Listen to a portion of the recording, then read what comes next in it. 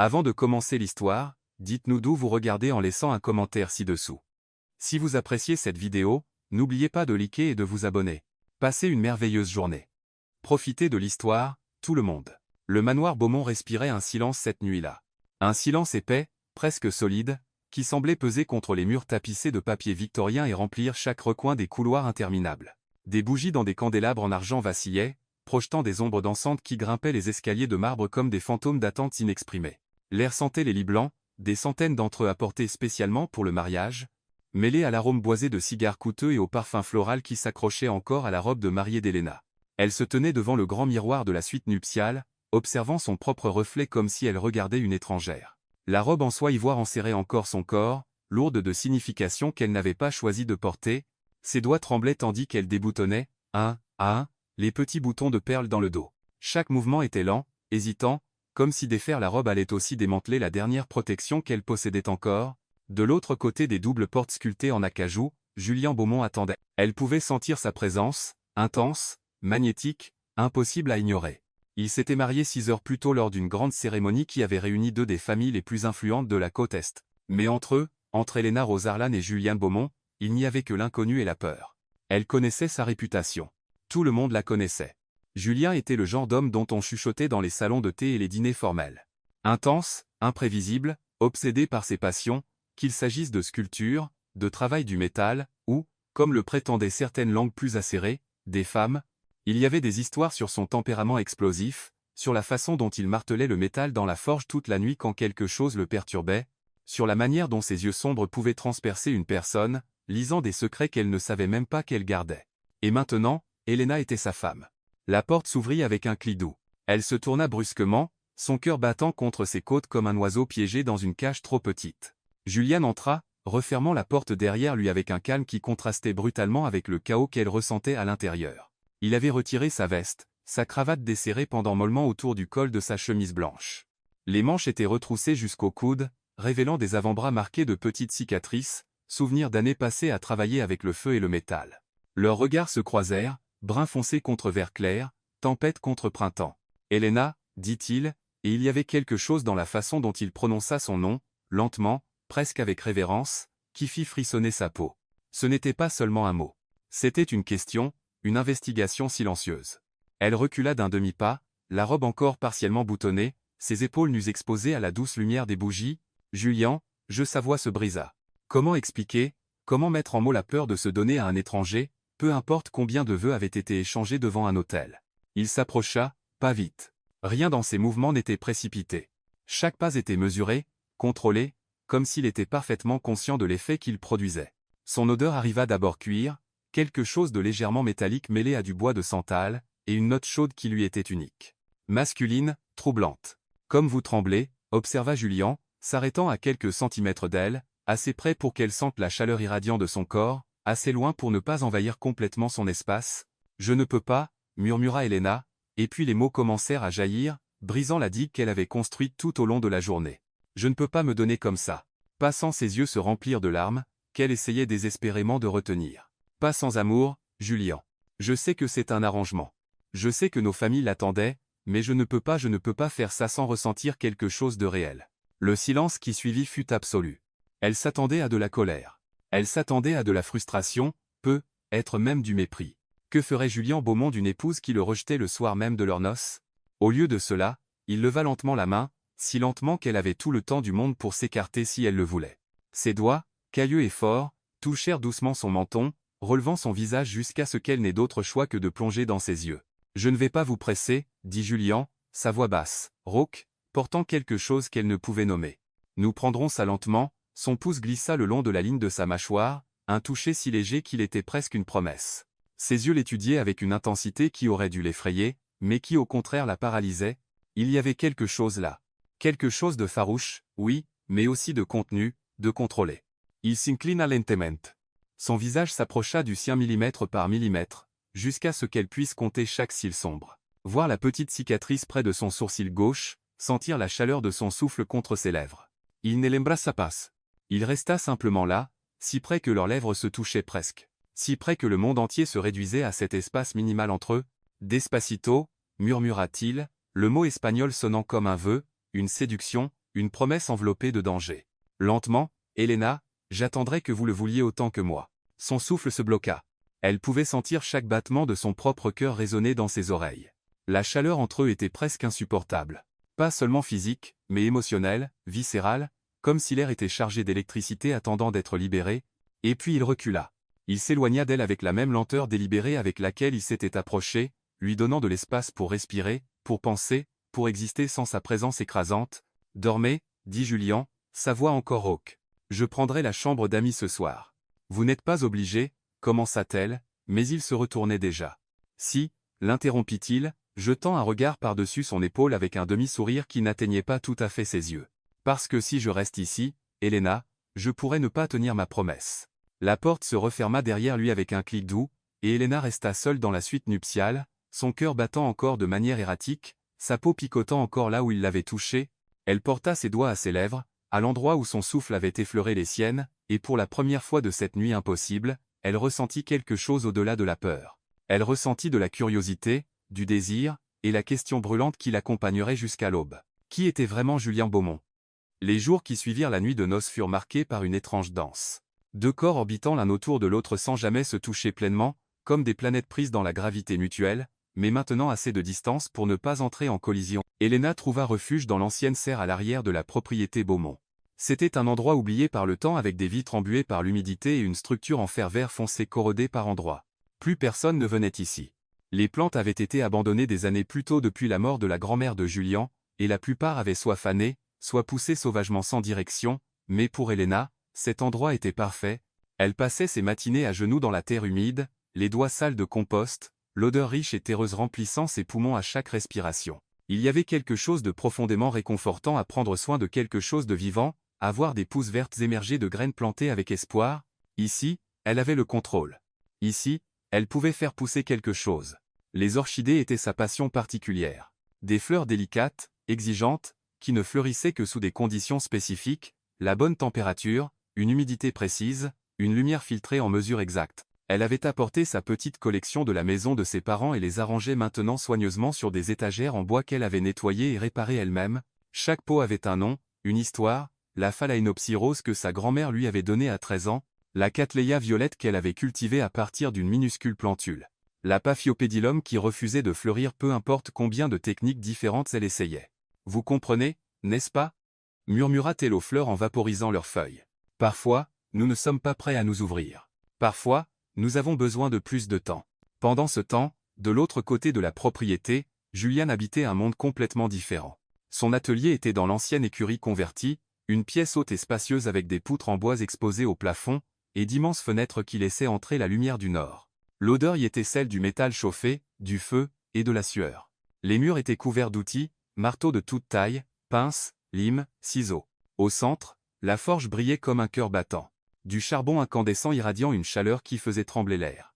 Julia travaillait avec une intensité qui frôlait l'obsession. Des heures et des heures à marteler le métal contre l'enclume, les muscles de ses épaules et de ses bras se contractant sous sa chemise trempée de sueur. Bang bang bang. Le son rythmique résonnait à travers la propriété, un poule constant qu'Elena pouvait entendre même à l'intérieur de la serre. C'était comme s'il martelait quelque chose hors de lui-même, frustration, désir, confusion, transformant des émotions brutes en formes élégantes de fer et d'acier. Il créait des sculptures abstraites qui capturaient d'une certaine manière le mouvement et l'émotion, des spirales de métal qui semblaient danser, des fleurs de fer si délicates qu'il était difficile de croire qu'elles avaient été forgées dans le feu.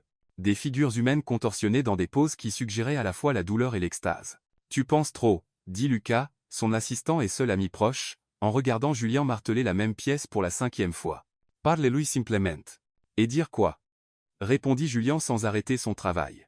Des étincelles jaillissant à chaque fois que le marteau rencontrait le métal. « Désolé de t'avoir épousé pour un accord commercial. Désolé de te vouloir si fort que je ne peux pas dormir la nuit.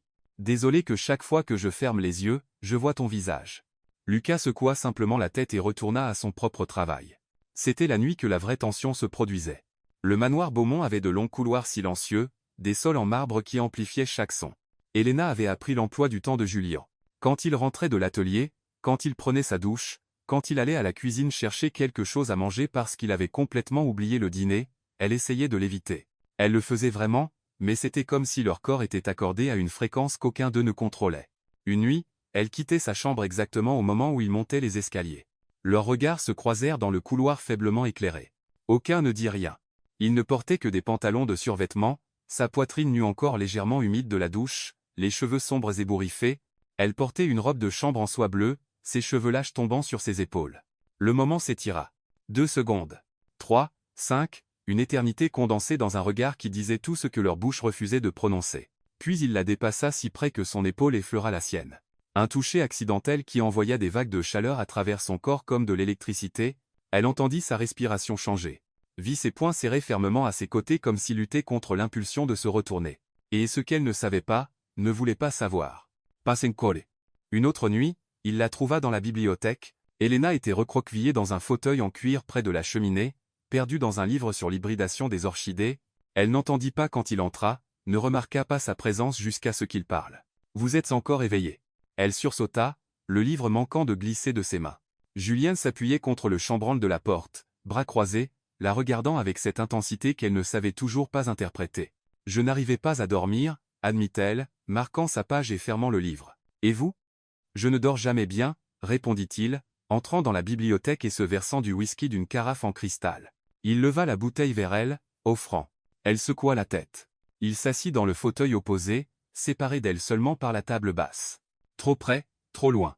La cheminée crépitait entre eux, projetant des ombres qui dansaient sur son visage, le rendant encore plus énigmatique. « Que lisez-vous » demanda Julien, hochant la tête vers le livre. « Des techniques de pollinisation croisées » répondit Elena. Et puis, parce que le silence devenait trop lourd. « J'essaie de créer un hybride, une orchidée qui combine la robustesse d'une espèce avec la beauté d'une autre, forçant 2 choses différentes à devenir une, observa-t-il, un demi-sourire touchant ses lèvres. Cho semblait familiar. Elle sentit le rouge monter le long de son cou. Ce n'est pas une question de forcer. C'est une question de trouver la compatibilité, de créer quelque chose de nouveau qui préserve le meilleur des deux. Et si elle se rejette, demanda-t-il, ses yeux fixés sur les siens. Il ne parlait plus de fleurs. Alors j'essaie encore. Répondit-elle doucement. Avec patience, avec soin jusqu'à ce que ça marche. L'air entre eux devint chargé. Julien prit une longue gorgée de whisky, ses yeux ne quittant jamais les siens. Elena pouvait entendre son propre battement de cœur, pouvait sentir le pouls dans son cou là où elle savait qu'il regardait. Patience, répéta-t-il, le mot sortant rauque. J'essaie, Elena. Mais vous n'avez aucune idée de la difficulté. Je sais, murmura-t-elle. Et réalisa que c'était vrai. Elle le voyait dans les lignes tendues de son corps, dans la façon dont ses doigts serraient le verre de cristal, le voyait dans la manière dont il la regardait, comme si elle était à la fois la chose la plus précieuse et la plus dangereuse qu'il ait jamais rencontrée. Il s'élève brusquement. Je devrais y aller. Julian. Elle ne savait pas ce qu'elle allait dire. Ne savait pas si elle devait lui demander de rester ou le remercier de partir. Mais alors qu'il passait près de son fauteuil, sa main effleura son épaule juste une seconde, juste le plus léger des touchés, mais c'était assez pour enflammer chaque nerf de son corps. La porte se referma derrière lui, et Elena resta seule avec le feu mourant, et la certitude croissante que cette distance prudente qu'il maintenait entre eux ne pouvait pas durer éternellement. Quelque chose entre eux grandissait lentement, inévitablement, comme une orchidée qui avait enfin trouvé les bonnes conditions pour fleurir. Ce fut lors d'un petit déjeuner, tranquille 3 semaines après le mariage que tout commença à changer. Elena était assise à la longue table de la salle à manger, la même où des dizaines de Beaumont avaient pris leur repas au fil des générations. La lumière du matin filtrait à travers les hautes fenêtres, illuminant la fine porcelaine et l'argenterie polie. Elle picorait un morceau de toast sans grand intérêt, ses yeux parcourant les pages d'un catalogue d'enchères qui était arrivé par la poste. Julien entra, les cheveux encore humides de sa douche, portant une chemise en lin blanc et un pantalon sombre. Il avait commencé à prendre le petit déjeuner avec elle ces dernières semaines, une habitude silencieuse que aucun ne commentait, mais que tous deux semblaient apprécier.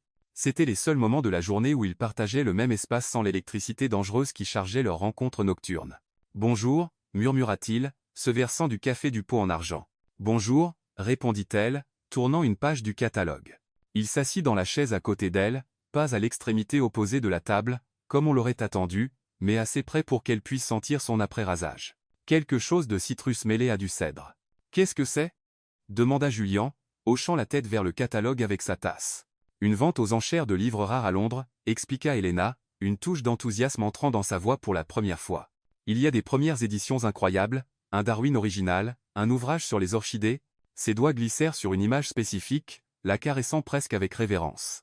Et ça Julien se pencha pour mieux voir, si près que son épaule toucha la sienne. Elle ne s'écarta pas.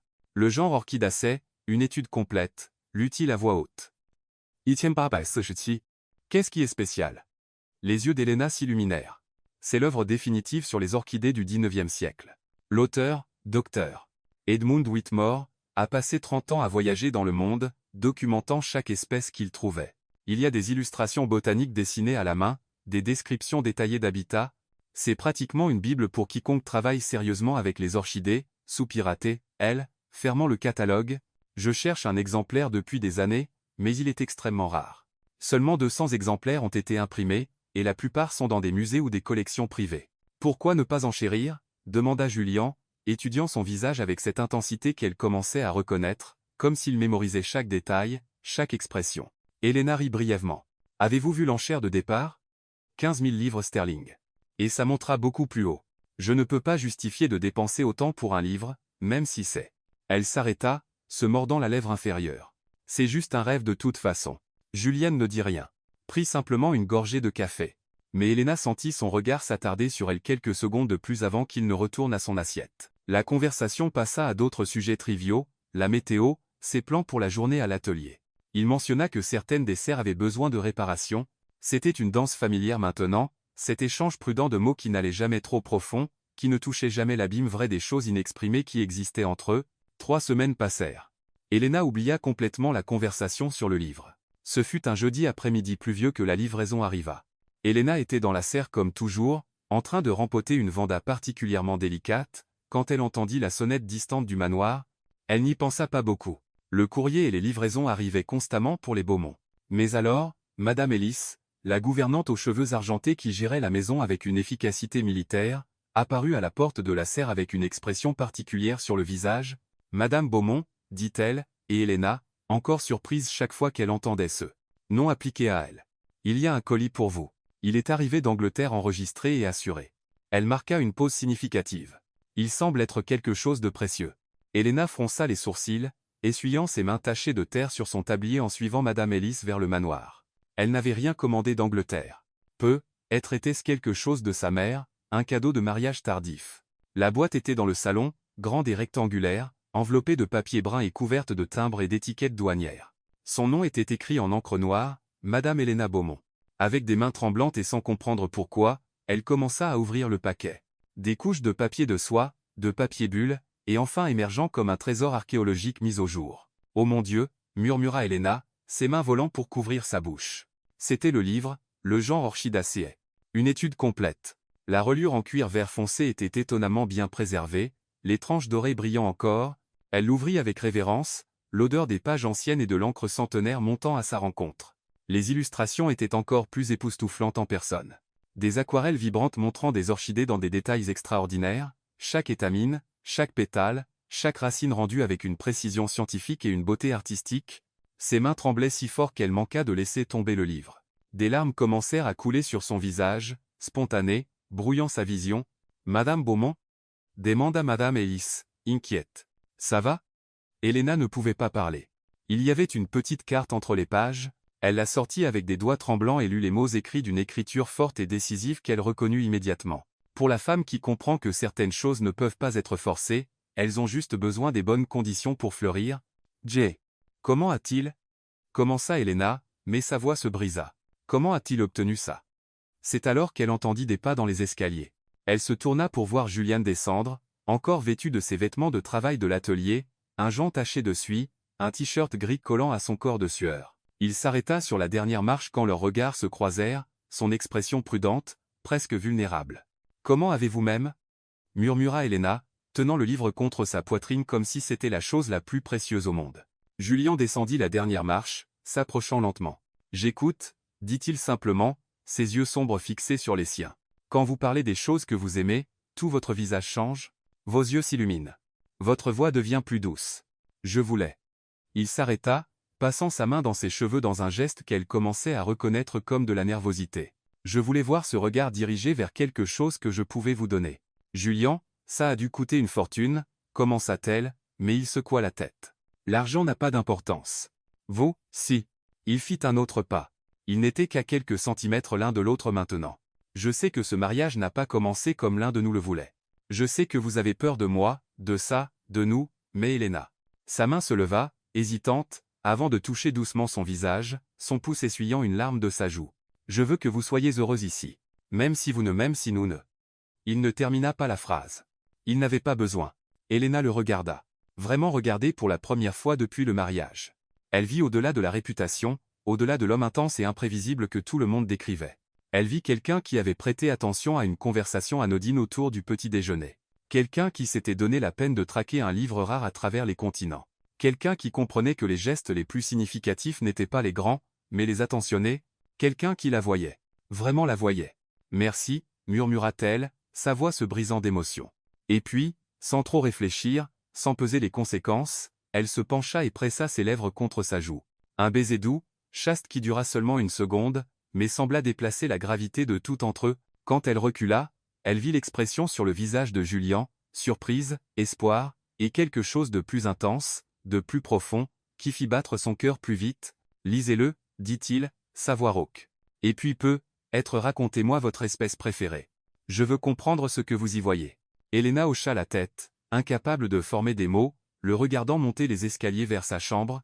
Elle tint le livre contre sa poitrine, sentant son poids, sa signification, et sut que quelque chose de fondamental avait changé. Julien Beaumont n'était pas l'homme qu'elle pensait qu'il était, et elle commençait à vouloir découvrir qui il était vraiment. L'arrivée de Liliane Beaumont fut annoncée non par un appel téléphonique ou un avertissement préalable, mais par le son inimitable des pneus d'une Bentley noire écrasant le gravier de l'allée circulaire. Elena était dans la serre quand elle l'entendit, ses doigts enfouis dans la terre humide en rempotant une phalaenopsis qui avait enfin développé des racines assez saines pour un pot plus grand. Elle n'y pensa pas beaucoup au début. La propriété Beaumont recevait des visiteurs occasionnels, les partenaires d'affaires de Julien, des fournisseurs pour l'atelier, des membres éloignés de la famille. Mais alors Madame Ellis apparut à la porte de la serre, son visage habituellement sera marqué de lignes tendues d'inquiétude. « Madame Beaumont, dit-elle, et il y avait un ton d'avertissement dans sa voix. Votre belle-mère est arrivée. Madame Liliane Beaumont, elle attend dans le salon. » Elena sentit son estomac se nouer. Elle avait rencontré Liliane brièvement pendant le mariage, une femme grande et élégante dans la soixantaine, avec des cheveux blonds parfaitement arrangés en un chignon français, des vêtements de créateur impeccables, et un regard qui semblait évaluer et trouver à redire à tout ce qu'il voyait. La matriarche de la famille Beaumont, la femme qui avait arrangé le mariage entre Elena et Julien comme si elle négociait une fusion d'entreprise. « Je vais d'abord me nettoyer, » dit Elena, regardant ses mains sales et son tablier taché de terre. « Elle a dit que c'était urgent, » répondit Madame Ellis avec un regard compatissant. « Elle a dit de vous amener immédiatement. » Elena déglutit difficilement et hocha la tête, essuyant ses mains du mieux qu'elle pouvait sur un chiffon humide avant de suivre Madame Ellis vers le manoir. Chaque pas semblait trop lourd, comme si elle marchait vers une exécution. Liliane Beaumont se tenait au centre du salon, parfaitement composée dans un tailleur Chanel beige, examinant une sculpture en bronze sur le manteau de la cheminée, comme si elle évaluait sa valeur marchande. Elle se tourna quand Elena entra, et son regard balaya la jeune femme de la tête aux pieds, notant les cheveux attachés en un chignon désordonné, les vêtements simples, la terre encore visible sous ses ongles. « Elena, dit-elle, le nom sonnant comme une déception. Comme vous avez l'air rustique, Madame Beaumont, répondit Elena, forçant la politesse dans sa voix. Je ne savais pas que vous veniez aujourd'hui. Si vous m'aviez prévenu, auriez-vous caché dans votre petite serre? Interrompit Lilian, s'asseyant gracieusement dans un fauteuil comme si c'était un trône. C'est tout ce que j'entends du personnel, que vous passez chaque heure éveillé à jouer avec des fleurs pendant que mon fils s'épuise au travail dans cet atelier. Elena sentit le rouge monter le long de son cou, mais garda sa voix stable. Je ne joue pas. Je cultive des orchidées rares, certaines d'entre elles. Je ne suis pas venu discuter de vos hobbies. Liliane coupa à nouveau. Son ton tranchant comme du verre brisé. Elle croisa les jambes, ses mains parfaitement pliées sur son genou. Je suis venu discuter de vos devoirs en tant que Madame Julien Beaumont. Mes devoirs? Oui, vos devoirs. Lilian inclina la tête, étudiant Elena avec des yeux froids et calculateurs. Vous êtes mariés depuis presque 2 mois maintenant. 2 mois, Elena. Et pourtant j'entends de certaines sources que vous et Julien maintenez encore des chambres séparées, qu'il n'y a pas eu de consommation de cette union. Le sang d'Elena se glaça. Avec tout le respect dû, Madame Beaumont, ce n'est pas votre, c'est absolument mon affaire. Liliane se leva, sa voix devenant plus dure. Pensez-vous que j'ai arrangé ce mariage pour la romance, pour l'amour? Elle rit, un son sans humour. Je l'ai arrangé parce que la lignée Beaumont doit continuer. Nous avons besoin d'un héritier. Votre travail, ma chère, est d'en fournir un. Mon travail, répéta Elena, la colère commençant à remplacer le choc initial. Je ne suis pas une poulinière. Non, tromit Lilian Freudment. Vous êtes une épouse Beaumont, ce qui vient avec des attentes. Mon fils a 32 ans. Il a besoin d'une famille. Il a besoin d'enfants pour perpétuer l'héritage que 6 générations ont construit. Et vous, elle s'approcha, chaque mot ponctué comme un poignard. Vous devez arrêter d'être une petite vierge effrayée et remplir vos obligations. Des larmes piquèrent les yeux d'Helena, mais elle les retint farouchement. Vous n'avez pas le droit. J'ai tous les droits, interrompit Liliane. C'est moi qui ai sauvé votre famille de la faillite. Celle qui a payé les dettes de votre père. Celle qui a veillé à ce que votre mère puisse garder sa précieuse position sociale. Vous devez tout au Beaumont. Helena. Tout. Et ce que nous demandons en retour est si simple. Si naturel. Elle sourit, mais il n'y avait pas de chaleur dedans. Allez au lit de mon fils, séduisez-le si nécessaire, et tombez enceinte. Nous avons besoin d'un héritier Beaumont. Le plus tôt sera le mieux. Zortes. La voix vint de l'encadrement de la porte. Profonde, létale. Portant une fureur si contrôlée qu'elle était plus effrayante que n'importe quel cri. Julien se tenait sur le seuil, encore vêtu de ses vêtements d'atelier, jean sombre et t-shirt noir taché de suie. Ses cheveux étaient ébouriffés, probablement d'avoir passé ses mains dedans à plusieurs reprises. Mais c'étaient ses yeux qui firent reculer Liliane d'un pas, des yeux sombres brûlants d'une intensité qu'Helena n'avait jamais vue auparavant. Julien, commença Lilian, retrouvant sa composure. J'étais juste en train d'avoir une conversation avec votre épouse sur la traiter comme une propriété. Julien entra dans la pièce et il y avait quelque chose de prédatoire dans ses mouvements.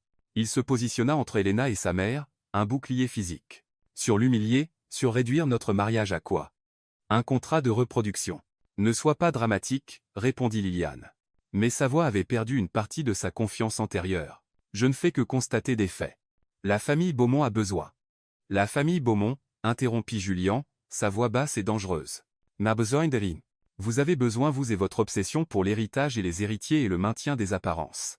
Il fit un autre pas vers sa mère, et Liliane recula instinctivement. Mais laissez-moi clarifier quelque chose, mère. Helena et moi apprenons à nous connaître.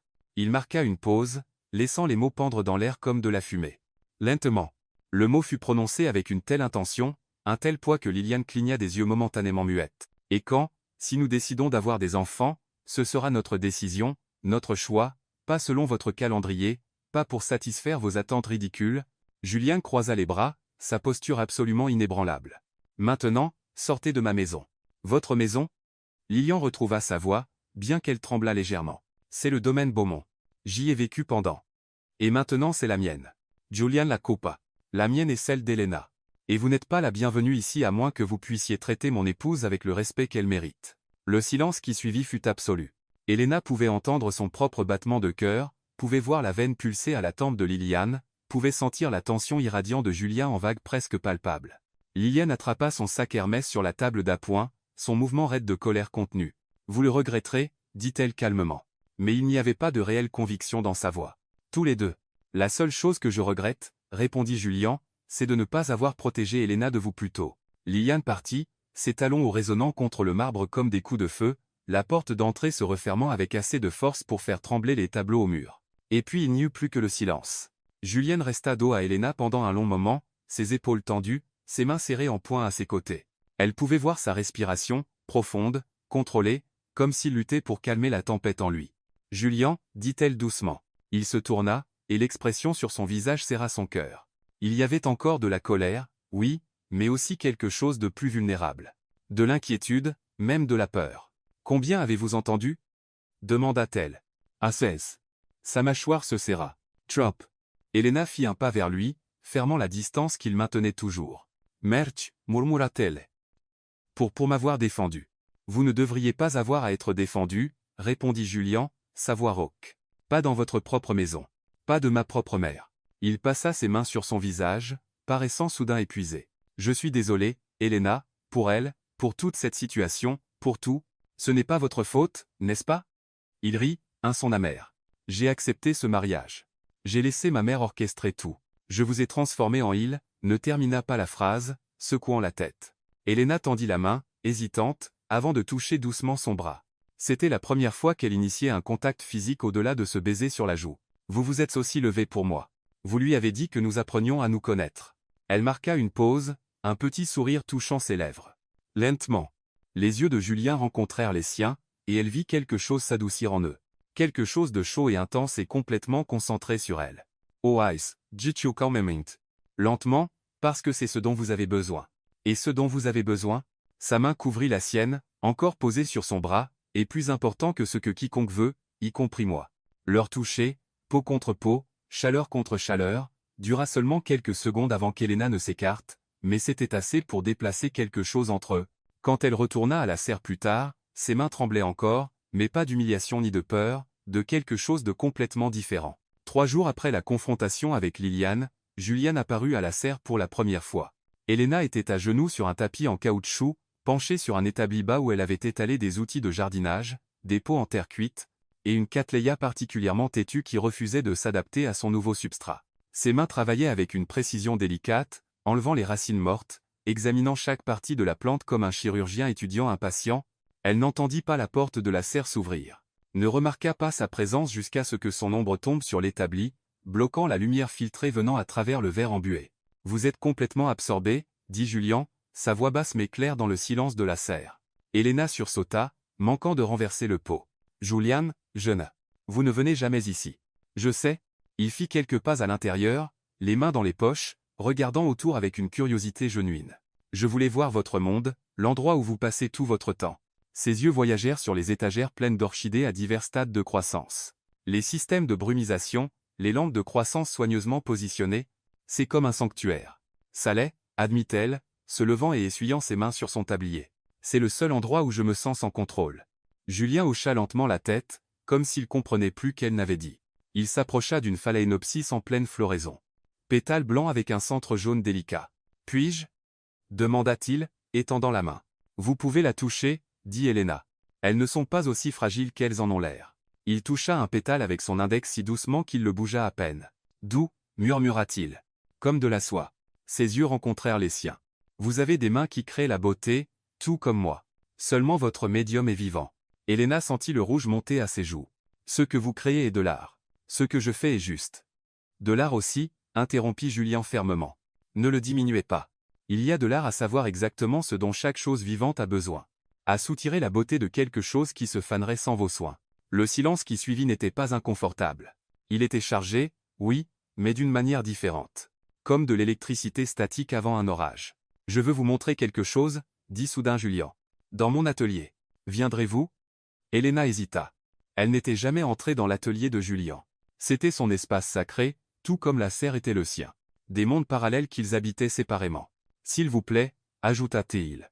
Et il y avait quelque chose de vulnérable dans le mot. « Je veux que vous voyiez ce que je fais, que vous compreniez. » Elle hocha la tête, enlevant son tablier et le suivant à travers la propriété vers l'ancienne écurie convertie. Le soleil de l'après-midi projetait de longues ombres sur le chemin de pierre, et elle était hyper consciente de sa proximité, de la façon dont leurs pas se synchronisaient, comment son bras effleurait, occasionnellement le sien. La porte de l'atelier grinça en s'ouvrant, révélant l'espace qu'elle n'avait aperçu que de loin. L'odeur de métal et de feu était plus intense ici, mêlée à quelque chose d'huileux et de terreux. La forge au centre irradiait encore une chaleur résiduelle, les charbons brillant faiblement. Les outils couvraient chaque surface disponible, organisés de manière chaotique, mais avec une logique que seul Julien comprenait. Mais c'étaient les sculptures qui capturèrent son attention, des dizaines d'entre elles, à divers stades de complétion, des figures abstraites qui transmettaient d'une certaine manière l'émotion humaine, des spirales de métal qui semblaient capturer le mouvement, et des fleurs, tant de fleurs de fer et d'acier, pétales martelés si finement qu'elles semblaient presque translucides. Julien, souffla-t-elle, s'approchant d'une rose de fer qui capturait parfaitement la forme d'une vraie fleur, chaque pétale courbé avec une naturalité impossible. C'est extraordinaire. Je suis content que vous le pensiez. Il se déplaça vers un établi dans le coin où il y avait une forme couverte d'un tissu. Mais c'est ça que je voulais vraiment vous montrer. Il enleva le tissu, révélant un bloc d'argile humide, des outils de sculpture organisés à côté. Je veux vous enseigner quelque chose. Si vous êtes d'accord. M'enseigner quoi? À sculpter. Ses yeux rencontrèrent les siens intenses et sérieux. Vous travaillez avec vos mains pour créer. Je veux vous montrer comment je travaille avec les miennes. Helena s'approcha lentement, étudiant l'argile. Elle était sombre, grise, lisse, attendant d'être modelée. Je ne sais rien de la sculpture. Vous savez sur la forme, sur soutirer la beauté de la matière brute. Julienne était derrière elle maintenant, si près qu'elle pouvait sentir sa chaleur contre son dos. Ce n'est pas si différent. Il prit ses mains doucement, lui donnant le temps de s'écarter si elle le voulait, et les guida vers l'argile. Le matériau était froid et humide contre ses paumes, glissant sous ses doigts. Fermez les yeux, murmura Julien, sa voix trop près de son oreille, son souffle chaud faisant se dresser les poils de sa nuque. Helena obéit, l'obscurité enveloppant sa vision, rendant chaque autre sensation exponentiellement plus intense. Les mains de Julien couvrirent les siennes, ses doigts s'entremêlant aux siens, guidant les siens. « Sentez l'argile » murmura-t-il, sa voix résonnant à travers son corps là où son dos pressait contre sa poitrine. Elle répond à la pression, à la chaleur, à l'intention. Il bougea ses mains sur l'argile, modelant, pressant, créant des dépressions et des élévations. Ses doigts étaient forts mais étonnamment doux, enseignant aux siens à sentir le matériau, à comprendre comment il cédait et résistait. « Comment vous pouvez la sentir se transformer » continua-t-il, sa bouche si près de son oreille que ses lèvres effleuraient légèrement la peau sensible sous votre toucher, devenant quelque chose de nouveau, quelque chose qui n'existait pas avant. Elena pouvait à peine respirer. Chaque terminaison nerveuse de son corps était en feu. Elle pouvait sentir chaque pouce où son corps touchait le sien, sa poitrine contre son dos, ses bras autour des siens, ses cuisses presque touchant les siennes. Le monde s'était réduit à ce point de contact, à cette danse intime de mains sur l'argile et de respiration synchronisée. « Julien » murmura-t-elle, sa voix tremblante. « Je sais » répondit-il. Et elle pouvait entendre le même tremblement dans sa voix. « Je le ressens aussi. » Leurs mains continuèrent à bouger ensemble, créant des formes sans nom, des courbes et des creux qui ne suivaient aucun design conscient, mais qui d'une certaine manière semblaient parfaits. Son souffle était chaud contre son cou, accélérant en synchronisation avec le sien. « Ouvrez les yeux » murmura Julien. Elena obéit, clignant des yeux pour s'ajuster à la lumière. Ce qu'ils avaient créé ensemble était abstrait, une forme qui suggérait le mouvement, l'émotion, l'union. Ce n'était pas beau au sens traditionnel, mais c'était honnête. Brute. Elle se tourna, encore dans le cercle de ses bras, et soudain leurs visages étaient à quelques centimètres l'un de l'autre. Si près qu'elle pouvait voir des éclats dorés dans ses yeux sombres, pouvait compter chaque cils, pouvait sentir chaque souffle contre ses lèvres. Le temps s'arrêta. Le monde devint silencieux. Il n'y avait que ça, que les deux, suspendus dans un moment de pure possibilité. Julien leva une main, encore couverte d'argile, et toucha son visage, laissant une marque humide et froide sur sa joue. Ses yeux posèrent une question silencieuse, et pour la première fois, Elena ne s'écarta pas. Ne dit pas non. Attenda simplement, son cœur battant si fort qu'elle était certaine qu'il pouvait l'entendre. Mais alors, Julien recula. Juste un pas, mais c'était assez pour briser le sort. Pas encore, dit-il, sa voix rauque d'effort. Pas jusqu'à ce que vous soyez sûr. Absolument sûr. Elena ne faisait pas confiance à sa voix pour répondre. Elle hocha simplement la tête, touchant l'endroit sur son visage où l'argile avait marqué sa peau, où ses doigts avaient laissé leur impression. En marchant vers le manoir minutes plus tard, ses mains tremblaient encore. Une vérité se cristallisa dans son esprit avec une clarté absolue. Elle n'avait plus peur de Julien Beaumont. Elle commençait à le désirer profondément, dangereusement. Et cela l'effrayait beaucoup plus. L'arrivée de Derek Langford fut comme une pierre jetée dans des eaux calmes, créant des ondulations qui s'étendaient en cercles de plus en plus larges, perturbant la paix fragile qu'Elena et Julien avaient construite. C'était un samedi après-midi quand il apparut, conduisant une décapotable rouge vif qui semblait ridiculement déplacée sur la propriété austère des Beaumont. Elena était dans le jardin avant, supervisant le jardinier qui installait de nouveaux parterres de fleurs qu'elle avait conçus quand elle entendit le klaxon joyeux et le son des pneus sur le gravier. Elle se tourna, protégeant ses yeux du soleil, et son cœur sombra quand elle reconnut le conducteur. « Ellie !» cria Derek, sautant de la voiture avec l'énergie irrépressible qu'elle se rappelait trop bien. Il était exactement comme il avait toujours été. Cheveux blonds parfaitement ébouriffés, sourire de publicité pour dentifrice, portant des vêtements casuals coûteux qui paraissaient délibérément négligés. « Je n'arrive pas à croire que je t'ai enfin trouvé. » Derek, dit-elle, forçant la politesse dans sa voix alors qu'il s'approchait. « Que fais-tu ici ? Que fais-je ici ?» rit-il, ce rire facile et confiant qui faisait autrefois soupirer les autres filles. « J'ai essayé de te joindre pendant des semaines. Ton numéro a changé. Tes parents ne voulaient pas me dire où tu étais. Et puis j'ai entendu par la rumeur que tu t'étais marié. » Il marqua une pause dramatique, regardant autour de la propriété, à un Beaumont, rien de moins. Ellie, petite cachotière. Elena sentit le malaise monter le long de son cou. Derek Langford avait fait partie de son cercle social avant le mariage, fils d'une famille riche, toujours présent aux fêtes et aux événements caritatifs. Il avait flirté avec elle pendant des années, ne prenant jamais non pour réponse, supposant toujours qu'elle finirait par céder à son charme persistant. « Derek, je ne pense vraiment pas que ce soit approprié pour toi d'être ici. »« Oh, allez » l'interrompit-il, flashant ce sourire qui fonctionnait probablement sur la plupart des femmes. « Nous sommes de vieux amis. Je voulais juste voir comment tu vas. M'assurer que ce type Beaumont te traite bien. » Il se pencha plus près, baissant la voix de manière conspiratrice. « J'ai entendu qu'il est un peu intense, tempéramental. Tu sais, j'ai toujours eu peur pour toi. »« Je vais bien, » dit Elena fermement, reculant pour créer de la distance. « Plus que bien. Et Julien était quoi ? La voix vint de derrière elle. Basse, dangereuse, portant quelque chose qui fit baisser la température de plusieurs degrés, Elena se tourna pour voir Julian marchant vers eux depuis l'atelier, encore vêtu de jean et d'un t-shirt noir taché de suie. Ses cheveux étaient ébouriffés, probablement d'avoir passé ses mains dedans pendant le travail. Mais c'étaient ses yeux qui firent se nouer l'estomac d'Elena, sombre, intense, fixé sur Derek avec une expression qu'elle n'avait jamais vue auparavant.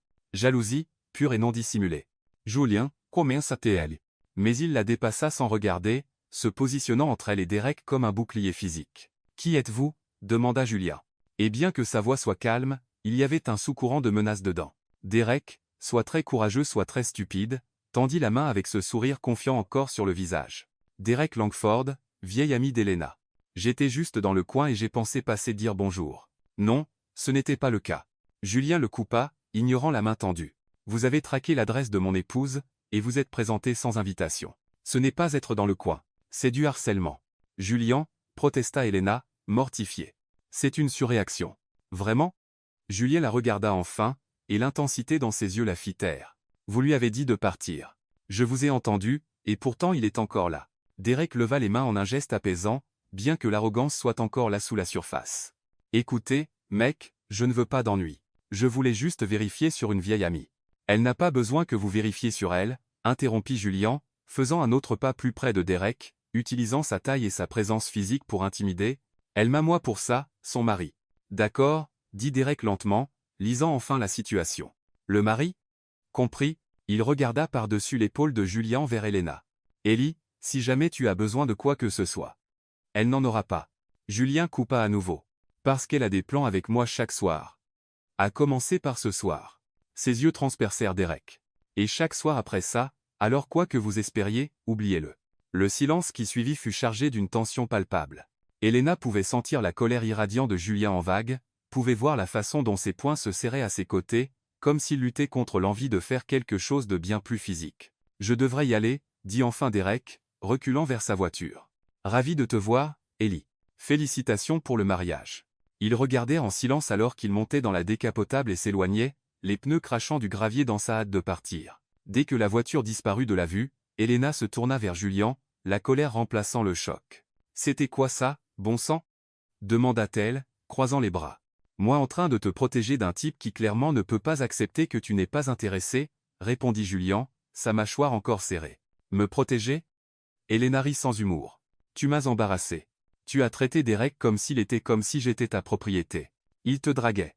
Julien explosa, laissant enfin la colère s'échapper, juste devant notre maison, et tu étais trop polie, trop accommodante. J'étais civilisé, cria Elena en retour. Quelque chose que tu ne sais clairement pas être. Tu ne peux pas juste revendiquer la propriété sur moi comme si j'étais une de tes sculptures. Ce n'est pas ce que je faisais. N'est-ce pas? Elle fit un pas plus près, rencontrant le feu par le feu, lui dire que j'ai des plans avec toi chaque soir, marquant ton territoire. Je ne suis pas à toi, Julia. Pas de la façon que tu impliquais. Quelque chose traversa son visage. De la douleur peut être mêlée à de la colère. Tu as raison, dit-il, sa voix tombant dangereusement bas. Tu n'es pas à moi. Parce que même après tout, après le livre, après la serre, après l'atelier, tu recules encore chaque fois que je m'approche trop, tu flinches encore quand je te touche. Ce n'est pas juste. N'est-ce pas? Il lui renvoya ses propres mots. J'ai été patient, Elena. Tellement putain de patient, attendant que tu ressentes quelque chose, n'importe quoi qui ne soit pas de la peur ou de l'obligation. Te regardant t'illuminer quand tu parles de fleurs, mais te fermer chaque fois que j'essaie de m'approcher. Et puis ce type arrive en te draguant, agissant comme s'il avait une sorte de revendication. Il n'en a pas, interrompit Elena, des larmes de frustration piquant ses yeux. Mais toi non plus. Pas vraiment. Ce mariage était arrangé, souviens-toi? Aucun de nous ne l'a choisi. J'ai choisi d'essayer, dit Julien, sa voix se brisant légèrement. J'ai choisi de respecter ton rythme. J'ai choisi de... Il s'arrêta brusquement, passant ses mains sur son visage. Oublie. Clairement, ce n'était pas assez. Il se tourna pour partir. Julien, attends. Elena tendit la main, mais il marchait déjà. Épaules tendues, pas rapide vers l'atelier. La porte claqua derrière lui avec une finalité qui résonna à travers la propriété. Elena resta seule dans le jardin, le soleil brillant encore ironiquement sur une journée qui avait tourné sombre. Les larmes tombèrent enfin, chaudes et amères, coulant sur ses joues. Elle n'était pas juste. Elle savait que Julien avait été patient, avait été attentionné, avait respecté ses limites même quand elle pouvait voir combien ça lui coûtait, et elle le lui avait renvoyé à la figure. Cette nuit-là, le manoir était silencieux d'une manière différente. Pas le silence confortable qu'ils avaient développé, mais quelque chose de lourd et d'étouffant. Elena pouvait entendre le son distant du métal martelé. Bang, bang, bang. Julien évacuant sa colère à la forge comme il le faisait toujours. Elle était allongée dans son lit, fixant le plafond. La dispute repassant dans son esprit. Ces mots résonnaient, j'ai choisi d'essayer. Clairement, ce n'était pas assez. Elle l'avait entendu. Elle l'avait vu dans la façon dont sa voix s'était brisée, comment ses yeux s'étaient fermés une fraction de seconde avant qu'il ne se détourne. Et pour la première fois depuis le mariage, Elena se demanda, que voulait-elle vraiment? Voulait-elle continuer cette danse prudente de proximité et de distance? Ou était-elle prête à faire le prochain pas? Le son du métal martelé continua tard dans la nuit. Un poule solitaire et furieux qui semblait poser la même question qu'elle ne pouvait répondre. 3 jours passèrent dans un silence glacial. Julien n'apparut pas au petit déjeuner, ne croisa pas son chemin dans les couloirs, n'envoya pas de message via Madame Ellis. C'était comme s'il s'était complètement retiré, prenant refuge dans l'atelier où le son constant du métal travaillé devint la bande-son mélancolique du manoir. Elena essaya de se concentrer sur ses orchidées, mais même son sanctuaire semblait vide sans la possibilité qu'il apparaisse. Elle n'avait pas réalisé à quel point elle s'était habituée à sa présence, les rencontres casuelles, les regards qui duraient une seconde de trop, la tension électrique qui existait entre eux, même quand ils ne se touchaient pas. Et maintenant rien, juste l'absence. Ce fut un jeudi après-midi que tout changea.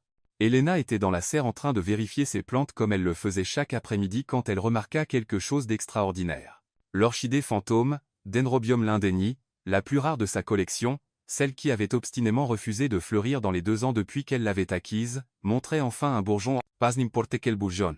C'était le bourgeon, mûr et sur le point de s'ouvrir. « Oh mon Dieu !» murmura-t-elle, s'approchant avec révérence.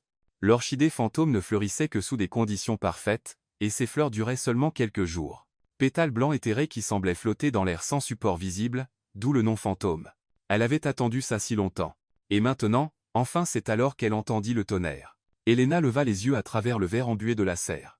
Le ciel, qui avait été clair et bleu toute la matinée, s'était assombri dramatiquement, des nuages noirs et lourds se rassemblaient à l'horizon, se déplaçant trop vite, chargés de la promesse d'orage. Un autre coup de tonnerre, plus proche cette fois.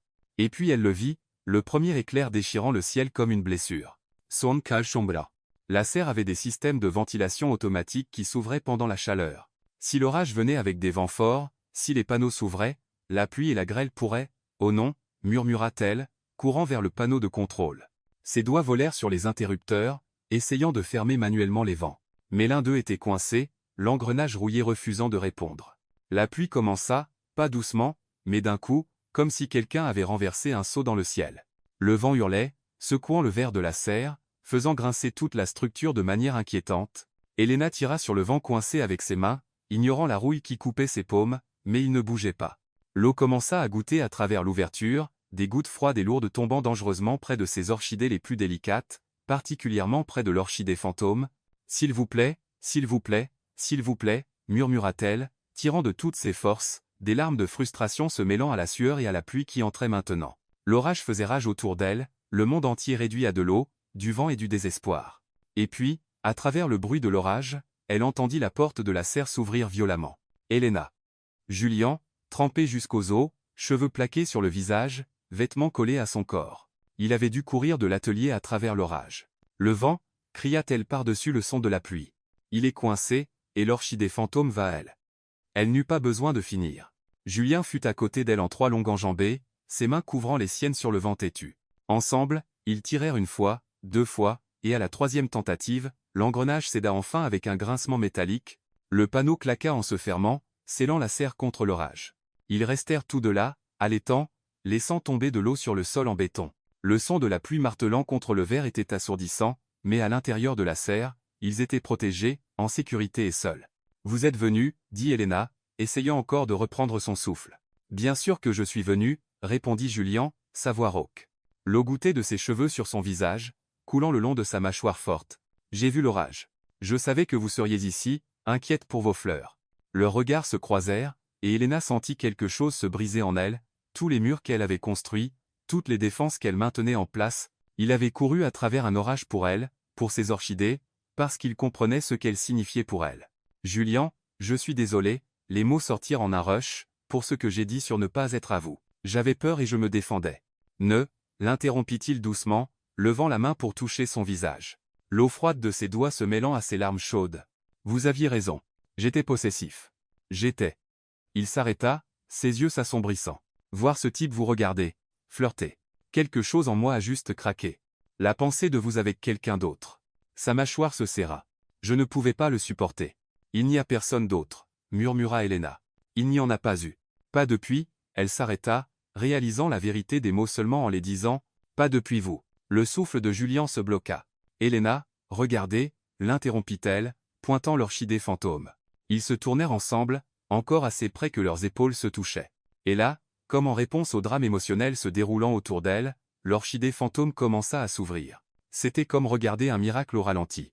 Les pétales blancs purs se déployant, révélant le centre délicat. Le parfum, doux, musqué, hypnotique, emplit l'air humide de la serre, se mêlant à l'odeur de pluie et de terre et de quelque chose d'indéfinissable qui n'était qu'à eux. Elle fleurit, souffla Elena, émerveillée. Après 2 ans, elle fleurit enfin. Certaines choses ne peuvent pas être forcées, dit Julien calmement, ses yeux non sur la fleur, mais sur elle. Elles ont juste besoin des bonnes conditions, du bon moment. Elena se tourna pour le regarder, et ce qu'elle vit sur son visage lui coupa le souffle. Ce n'était pas juste du désir, bien que ce soit là, brûlant et indéniable. C'était quelque chose de plus profond, de plus effrayant, de plus réel. Je comprends maintenant, murmura-t-elle. Comprendre quoi? Pourquoi vous avez attendu? Pourquoi vous avez été si patient? Ses mains se déplacèrent vers son visage, doigts traçant la ligne forte de sa mâchoire. Parce que ça doit être réel, doit être choisi, pas forcé, pas précipité. Elena, son nom sur ses lèvres était une prière, une question, une supplication. Et puis, pour la première fois, ce fut elle qui ferma la distance. Ses lèvres rencontrèrent les siennes, douces d'abord, hésitantes, comme le premier pétale d'une fleur s'ouvrant, mais alors Juliane répondit, ses mains glissant à sa taille, l'attirant plus près, et le baiser s'approfondit, changea, se transforma en quelque chose d'urgent et nécessaire. Elle pouvait goûter la pluie sur ses lèvres, pouvait sentir la chaleur de son corps à travers les vêtements trempés, pouvait entendre le son bas qu'il fit quand elle pressa contre lui. Ses mains montèrent à ses cheveux mouillés, doigts s'en mêlant dans les mèches sombres, le tenant près alors que le baiser continuait, pas doux maintenant, mais affamé, comme s'il essayait de rattraper tous les jours de distance, toutes les nuits de désir réprimé. Les mains de Julien glissèrent dans son dos, jusqu'à sa taille, doigts s'enfonçant légèrement à travers le tissu humide. Il la tourna, la pressant doucement contre l'établi, et elle s'arqua contre lui, chaque point de contact envoyant des étincelles à travers son corps. « Dieu, Elena » murmura-t-il contre ses lèvres, sa voix brisée. « J'ai volo. J'ai eu besoin. »« Je sais » murmura-t-elle en retour. « Je sais. Moi aussi. » Le baiser s'approfondit encore plus. Leurs langues se rencontrèrent, taquinant, explorant, apprenant le goût l'un de l'autre. Ses mains glissèrent sous son chemise mouillée, paume cailleuse contre la peau douce de son dos, et elle frissonna. Pas de froid, pas de peur, mais de pur désir. Dehors, l'orage continuait. La pluie martelant contre le verre, le tonnerre résonnant comme le battement de cœur du ciel. Mais à l'intérieur de la serre enveloppée dans le parfum de l'orchidée fantôme, et la chaleur l'un de l'autre, c'était juste eux. Enfin, complètement. Quand ils se séparèrent enfin, tous deux respirant lourdement, leurs fronts se touchèrent. Julien prit son visage dans ses mains, pouce caressant ses joues mouillées. « Êtes-vous sûr » demanda-t-il, ses yeux sombres cherchant les siens avec une intensité farouche. « Parce que si nous allons plus loin, je ne sais pas si je pourrais m'arrêter. » Elena sourit, petite, intime, juste pour lui. « Je ne veux pas que vous vous arrêtiez. » Elle vit l'impact de ses mots le frapper, vit ses yeux s'assombrir encore plus, vit la façon dont son souffle manqua. « Alors venez avec moi » dit-il, voix rauque de promesse. Il prit sa main, doigts s'entremêlant, paumes pressant, et la guida hors de la serre à travers la pluie qui tombait maintenant plus doucement vers le manoir. Et cette fois, Elena n'hésita pas, ne recula pas, le suivit simplement, cœur battant follement, sachant que tout allait changer. Ils coururent à travers la pluie qui tombait maintenant plus doucement, mains entrelacées, pas synchronisés. Le manoir Beaumont se dressait devant eux, fenêtre éclairée paraissant invitante après l'orage. Elena pouvait sentir son cœur battre, pas de peur, pas d'hésitation, mais d'anticipation, de certitude. Julien ouvrit la porte d'entrée, et ils entrèrent, laissant tomber de l'eau sur le marbre poli. Madame Ellis apparut du couloir, yeux s'écarquillant à leur état. « Beaumont, madame. Beaumont, vous êtes trempée. Laissez-moi prendre des serviettes. »« Nous allons bien, madame Ellis, » dit Julien, sa voix rauque mais ferme. Ses yeux ne quittaient jamais Elena. « En fait, nous ne voulons pas être dérangés. » Pour le reste de la nuit, la gouvernante comprit immédiatement, un petit sourire touchant ses lèvres. « Bien sûr, monsieur. Yemen asurerai. » Elle disparut discrètement, et puis ce fut juste le silence. Juste Elena et Julien dans le grand hall d'entrée, l'eau goûtant d'eux. La tension entre eux, si palpable que l'air semblait vibrer. « Elena, dit Julien calmement, faisant un pas plus près. Dernière chance. Si vous voulez revenir en arrière, si vous avez besoin de plus de temps, elle le fit taire en plaçant ses doigts sur ses lèvres. J'en ai fini d'attendre, murmura-t-elle. J'en ai fini d'avoir peur. Je veux ça. Je vous veux. Quelque chose se San Louis. Elle pouvait le voir. La dernière bande de contrôle prudent se désintégrant. Ses yeux s'assombrirent, brûlant d'une intensité qui alluma chaque nerf de son corps. Il la souleva sans avertissement, un bras sous ses genoux, l'autre soutenant son dos. Elena laissa échapper un petit cri de surprise, ses mains entourant automatiquement son cou. « Julien, j'ai attendu assez longtemps pour vous porter par-dessus ce seuil, murmura-t-il, commençant à monter le large escalier vers le 2e étage. Ne laissant pas passer le moment, elle rit, un son genuine de joie qui résonna à travers le hall vide. Il la porta à travers les couloirs familiers, passant devant sa chambre, jusqu'à ce qu'ils atteignent la suite nuptiale qui était restée intacte depuis cette première nuit il y a des semaines. Julien poussa la porte avec son épaule, entrant et la refermant d'un coup de pied derrière eux. Il la posa doucement sur ses pieds, mais ne la relâcha pas, une main encore à sa taille, l'autre montant pour peigner ses cheveux mouillés. « Vous tremblez » observa-t-il, de l'inquiétude traversant son visage. « Pas de froid » admit Elena. « D'anticipation. » Un sourire lent, dangereusement séducteur s'étendit sur son visage. « Bien » murmura-t-il, se penchant pour presser un baiser doux sur son front. « Parce que je prévois de faire en sorte que ça vaille chaque seconde que vous avez attendue. » Ses mains trouvèrent l'ourlet de sa chemise mouillée, doigts effleurant la peau exposée de sa taille. « Puis-je » demanda-t-il, lui donnant toujours le choix, s'assurant toujours. « Oui » murmura-t-elle. Il leva la chemise lentement, avec révérence, révélant pouce par pouce de peau pâle. Quand le tissu passa par-dessus sa tête, il le laissa tomber au sol sans regarder, ses yeux étaient fixés sur elle, sur la courbe de ses épaules, la ligne de son cou, la façon dont elle tremblait sous son regard. « Magnifique » souffla Julien. « Si putain de magnifique » Elena sentit le rouge s'étendre sur sa poitrine, mais ne s'écarta pas. Au lieu de cela, avec des mains tremblant seulement légèrement alors qu'elle atteignait le bouton de sa chemise mouillée. « À votre tour. » Il resta immobile. La laissant travailler, la regardant alors qu'elle déboutonnait chaque bouton lentement. Quand elle finit, elle poussa la chemise de ses larges épaules, révélant le corps qu'elle n'avait aperçu qu'avant, muscles définis par le travail physique à la forge, peau bronzée, marquée de petites cicatrices qui racontaient des histoires de fer chaud et de métal tranchant. Ses doigts tracèrent une cicatrice particulière près de son cœur. « Comment est-ce arrivé » Distrait, admit Julien, capturant sa main et la portant à ses lèvres. Pensant à vous quand j'aurais dû prêter attention au métal en fusion, il embrassa chacun de ses doigts. Vous me distrayez depuis le moment où je vous ai vu. Il la guida doucement vers l'immense lit, le même où ils s'étaient séparés cette première nuit. Mais maintenant tout était différent. Maintenant c'était le choix, c'était le désir, c'était l'amour, même si aucun n'avait dit les mots encore. Julien s'assit sur le bord du lit, l'attirant pour qu'elle se tienne entre ses jambes. Ses mains glissèrent le long de la courbe de sa taille, pouces traçant des motifs sur la peau sensible. « Êtes-vous sûr » demanda-t-il une dernière fois, yeux cherchant les siens. « Absolument sûr » Elena répondit en se penchant et capturant ses lèvres dans un baiser qui ne laissait aucun doute. Profonde, urgente.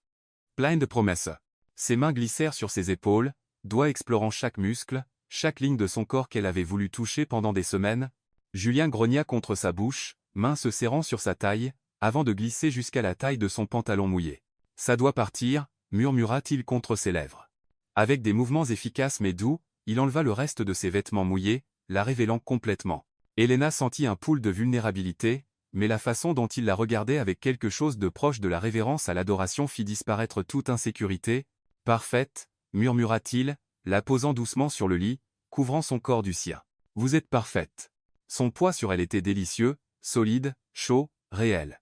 Elle s'arqua contre lui, sentant chaque pouce où leur corps se touchait. Ses mains explorèrent son dos, sentant les muscles se contracter sous ses doigts. Julien embrassa un chemin lent de sa bouche à sa mâchoire, descendant son cou. Chaque baiser était une promesse. Chaque toucher une découverte. Quand ses lèvres trouvèrent l'endroit sensible où son cou rejoignait son épaule, elle s'arqua, un son bas s'échappant de sa gorge. « J'adore ce son » murmura-t-il contre sa peau, souriant contre elle. « Je veux l'entendre encore » Ses mains, cailleuses mais étonnamment douces, explorèrent son corps avec révérence, traçant des courbes, mémorisant chaque pouce, apprenant ce qui la faisait trembler, ce qui la faisait soupirer, ce qui la faisait dire son nom. Dans un murmure brisé. « Julien » murmura Elena, ses propres mains glissant sur l'étendue large de son dos. « S'il vous plaît » S'il vous plaît, quoi? Demanda T, levant la tête pour la regarder. Ses yeux étaient sombres, brûlants de désir, mais aussi de tendresse. Dites-moi ce dont vous avez besoin. Vous, dit-elle simplement. Yostevo. Il captura ses lèvres à nouveau, le baiser s'approfondissant alors que enfin ils se joignirent complètement.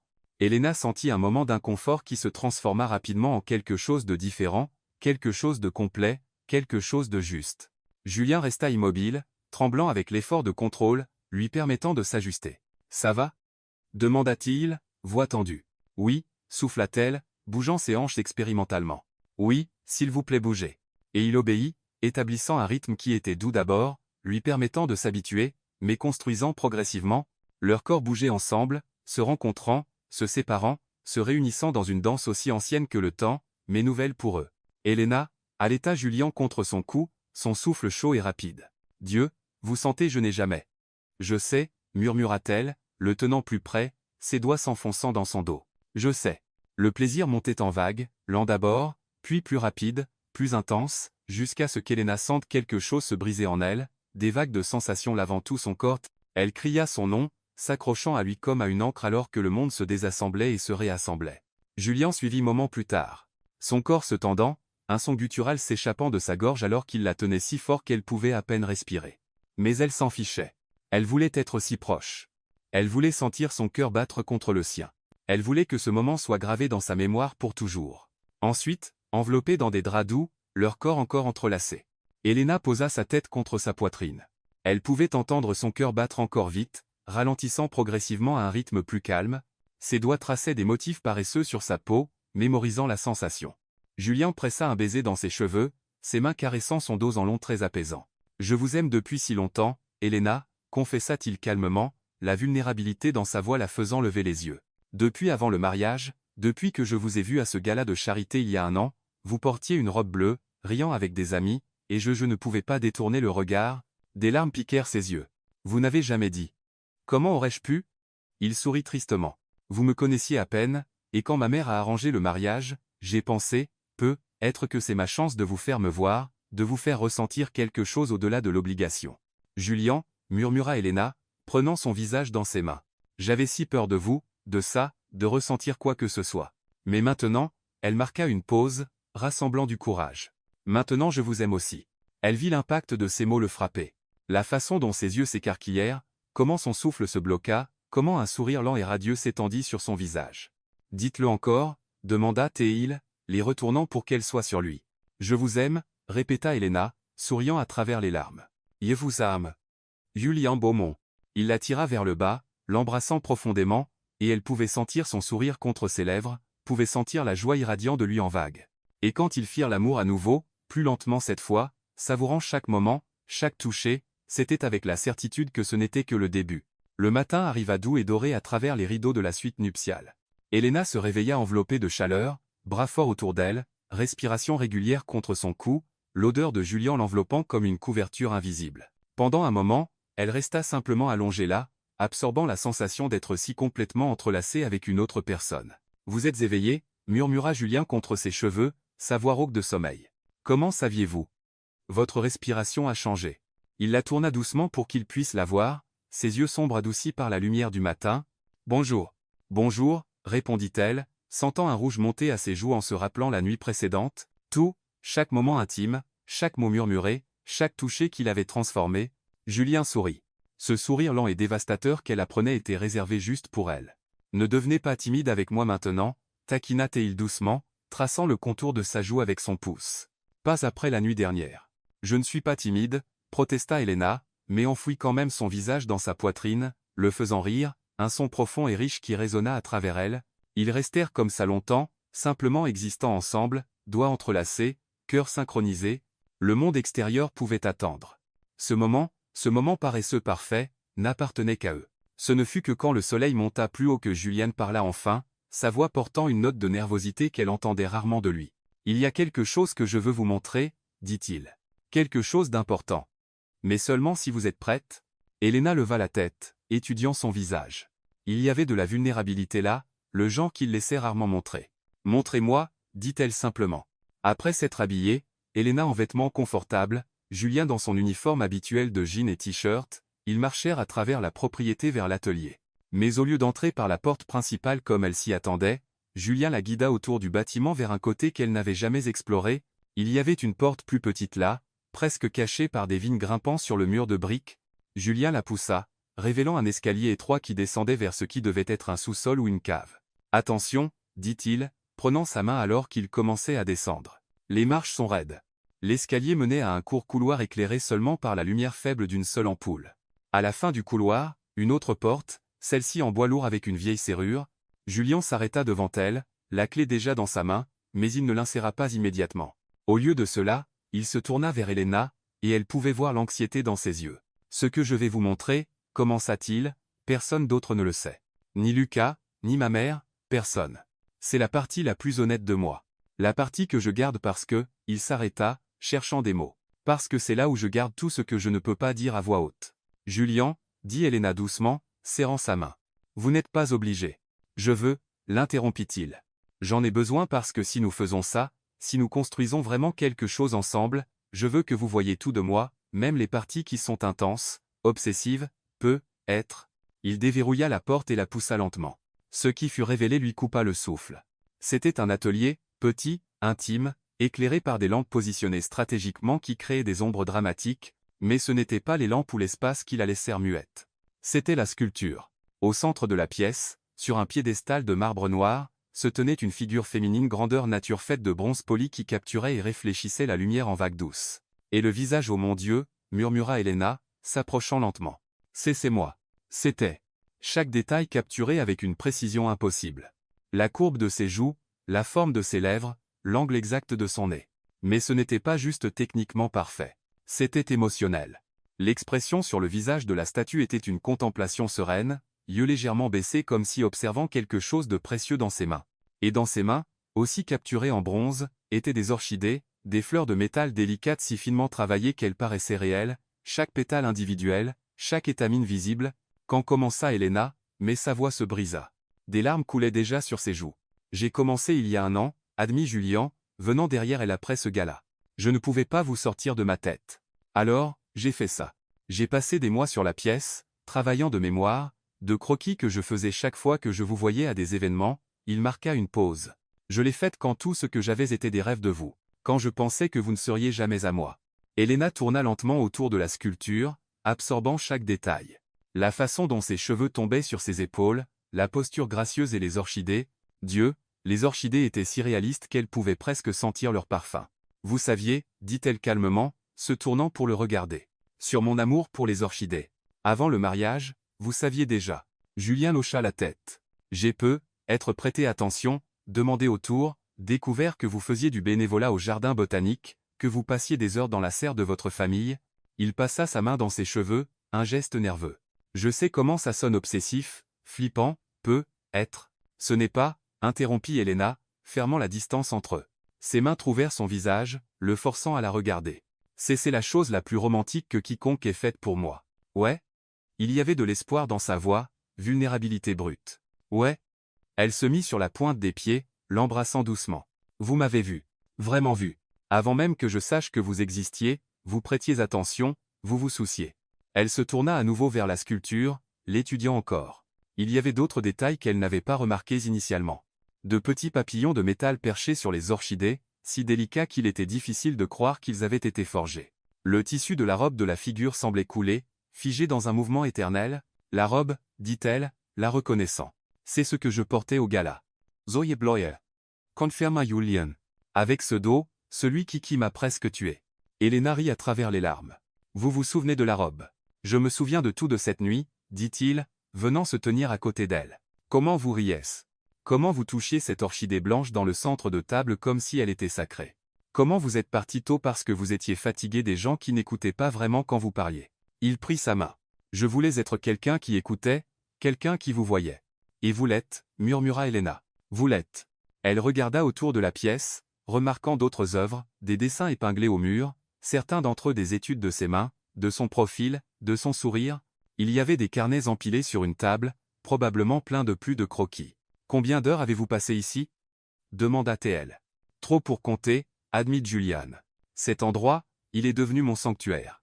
Où je pouvais me sentir proche de vous, Même quand vous me repoussiez après notre mariage, après cette première nuit quand vous avez dit que vous ne pouviez pas, je venais ici, travaillais sur la pièce, disais à la statue des choses que je ne pouvais pas vous dire, comme quoi.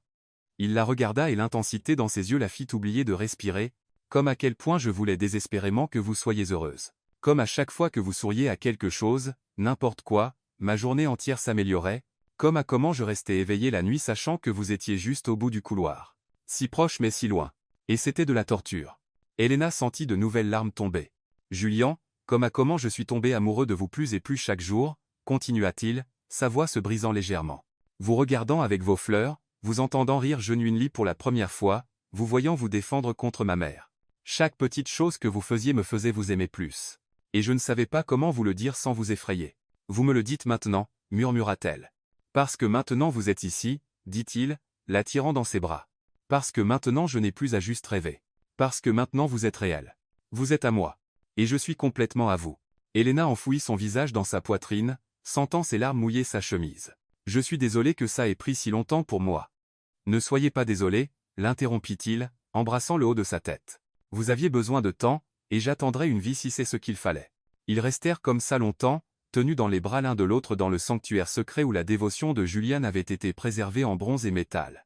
La sculpture regardait sereinement, témoin silencieux d'un amour qui avait commencé comme un rêve et était maintenant glorieusement parfaitement réel. Puis-je ? Commença Elena hésitante. Puis-je venir ici parfois pour la voir ? Moi ? Cet endroit est à vous maintenant, dit Julian. Tout ce que je suis, tout ce que j'ai, c'est tout à vous, Elena. Ça l'a toujours été. Vous ne le saviez juste pas encore. Elle leva les yeux, capturant ses lèvres dans un baiser, qui communiquait tout ce que les mots ne pouvaient pas. Gratitude, amour, admiration, et la promesse qu'elle ne douterait plus jamais à quel point elle était aimée. Quand ils quittèrent enfin l'atelier secret, remontant à la lumière du jour, quelque chose de fondamental avait changé, il n'y avait plus de secrets entre eux, plus de murs, juste la vérité nue et l'amour exposé dans sa forme la plus pure, et c'était plus beau que n'importe quelle sculpture ne pouvait capturer. Le jardin de la propriété Beaumont s'était transformé en quelque chose d'extraordinaire. Là où il y avait autrefois seulement des pelouses formelles et des haies parfaitement taillées, existait maintenant un paradis botanique. Des parterres courbes remplis d'orchidées hybrides qu'Elena avait développées au fil de l'année, des chemins de pierre qui serpentaient entre des arbres en fleurs, et au centre de tout, comme un joyau précieux, la sculpture en bronze. Elle avait été déplacée de l'atelier secret au jardin 6 mois plus tôt à l'insistance de Julian. Le monde mérite de voir ça, avait-il dit. Vous voir. Voir ce que je vois. Et maintenant, dans la lumière dorée d'un après-midi de printemps, la statue d'Elena brillait doucement, les orchidées de métal dans ses mains réfléchissant le soleil comme si elles étaient vivantes. Autour de sa base, Elena avait planté de vraies orchidées, des hybrides qu'elle avait créés spécifiquement pour cet endroit, des fleurs qui combinaient la robustesse d'espèces natives avec la beauté exotique de variétés tropicales, feu et fleurs, force et délicatesse. Tout comme eux. Elena était à genoux à côté d'un nouveau parterre, ses mains enfouies dans une terre riche et sombre. Mais ses mouvements étaient plus lents maintenant, plus prudents parce qu'elle n'était plus seule dans son corps. À 8 mois de grossesse, son ventre était proéminent et rond, étirant la robe en coton floral qu'elle portait, elle avait arrêté d'essayer de le cacher des mois plus tôt. Maintenant elle l'embrassait, émerveillée par le miracle grandissant en elle. Vous ne devriez pas être à genoux, vint la voix familière de Julian, portant ce mélange d'inquiétude et d'exaspération affectueuse qu'elle connaissait si bien maintenant.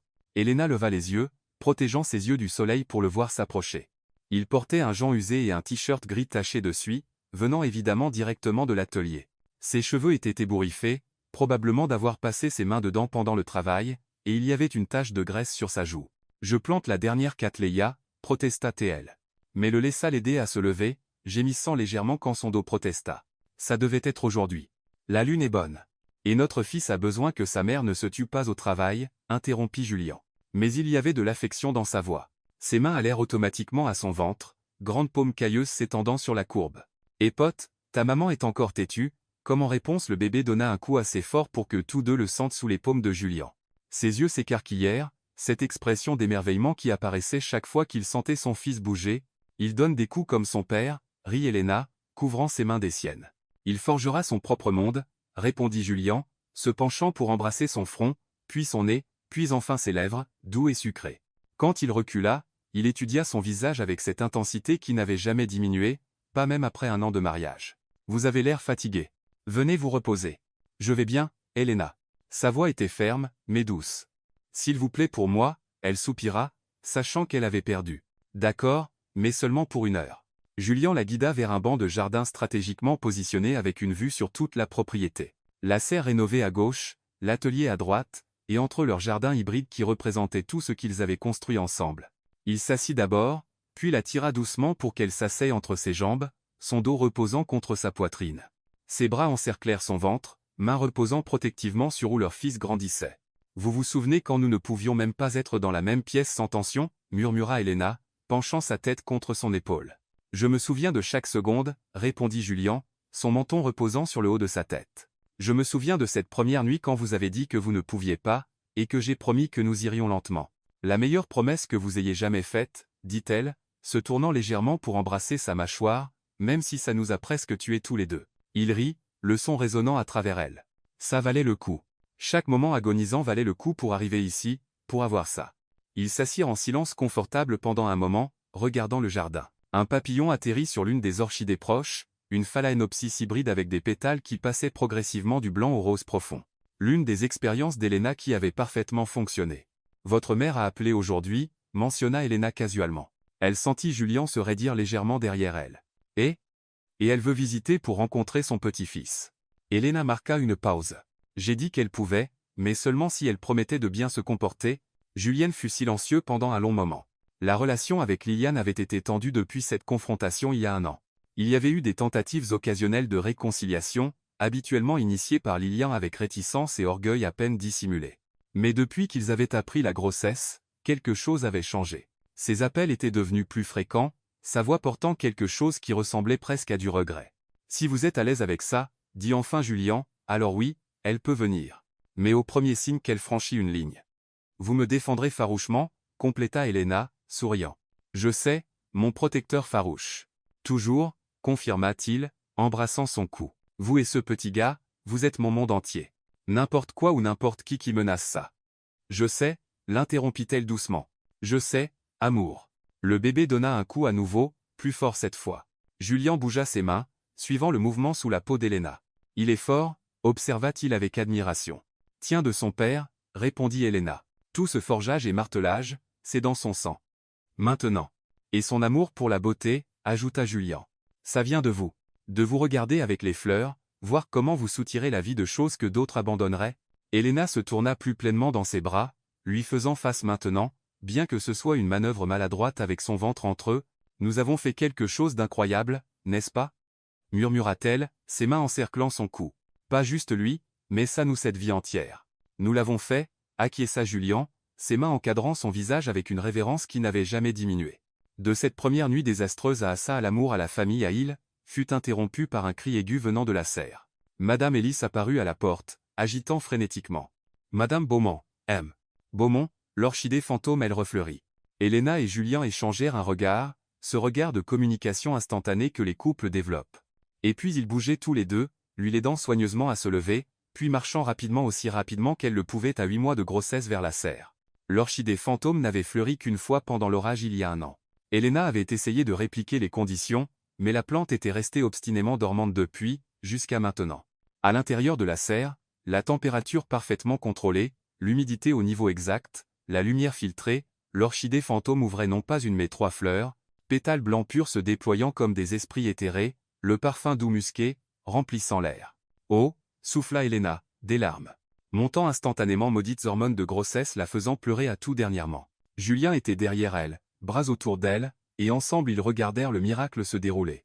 Les 3 fleurs s'ouvrant simultanément, parfaites et impossibles. « 3, » murmura Elena. « Une pour chacun de nous » embrassa Julien son cou, ses mains reposant sur son ventre où leur fils continuait ses acrobaties. « Notre famille » murmura-t-il. « Complète. »« Pas tout à fait encore » corrigea Elena, couvrant ses mains des siennes. « Encore 1 mois et puis... » « Et puis tout change ?»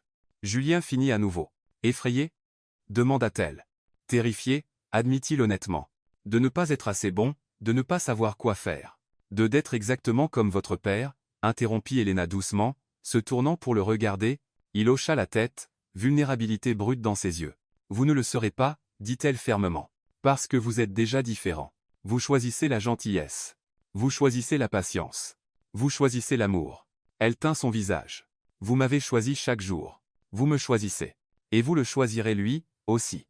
Toujours. » Julien la tira dans une étreinte. « Maladroite avec le ventre entre eux, mais parfaite quand même. Comment ai-je eu autant de chance? Murmura-t-il dans ses cheveux.